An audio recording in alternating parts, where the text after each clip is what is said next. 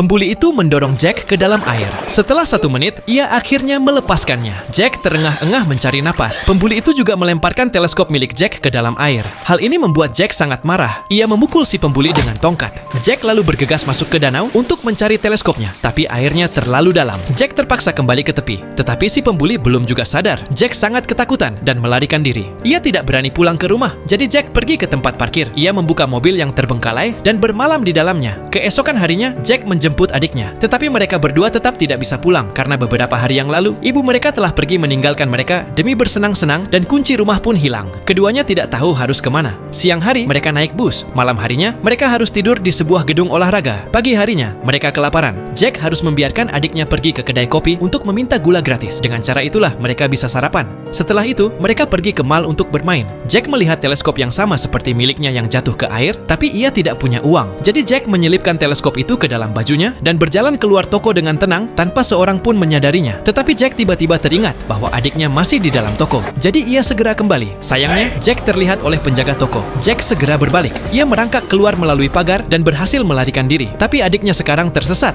Jack yang ketakutan buru-buru pulang. Ia menemukan adiknya tertidur di depan pintu rumah. Ibu mereka masih belum juga pulang, jadi Jack tidak punya pilihan lain selain meninggalkan pesan untuk ibunya. Malam itu mereka kembali tidur di tempat parkir. Tapi kali ini pemilik mobil itu kembali. Mereka ketakutan dan melarikan diri. Tetapi Jack ditampar oleh pemilik mobil tersebut. Demi bertahan hidup, Jack membawa adiknya ke rumah mantan pacar ibunya. Pria baik hati itu memberi mereka makanan dan membantu mereka meninggalkan pesan untuk ibu mereka. Sebagai balasannya, Jack mencuci mobil dan mengerjakan pekerjaan ringan untuk pria itu. Tetapi pria tersebut tidak bisa mengurus mereka lebih lama, sehingga mereka kembali ditelantarkan. Tiba-tiba, mereka melihat lampu di rumah menyala. Mereka segera berlari pulang. Ketika pintu dibuka, ternyata benar, itu adalah ibu mereka. Mereka sangat senang, tetapi sang ibu hanya memamerkan cincin di jarinya kepada Jack dan tidak peduli sama sekali dengan kondisi kedua anaknya. Jack membuka kotak surat. Ternyata pesan yang ia tinggalkan tidak pernah dibaca. Jack pun mengerti semuanya. Keesokan paginya, Jack mengemas pakaiannya. Lalu ia membangunkan adiknya. Mereka berdua pergi dari rumah karena Jack tahu ibunya akan meninggalkan mereka lagi. Jadi, mereka mengetuk pintu panti asuhan.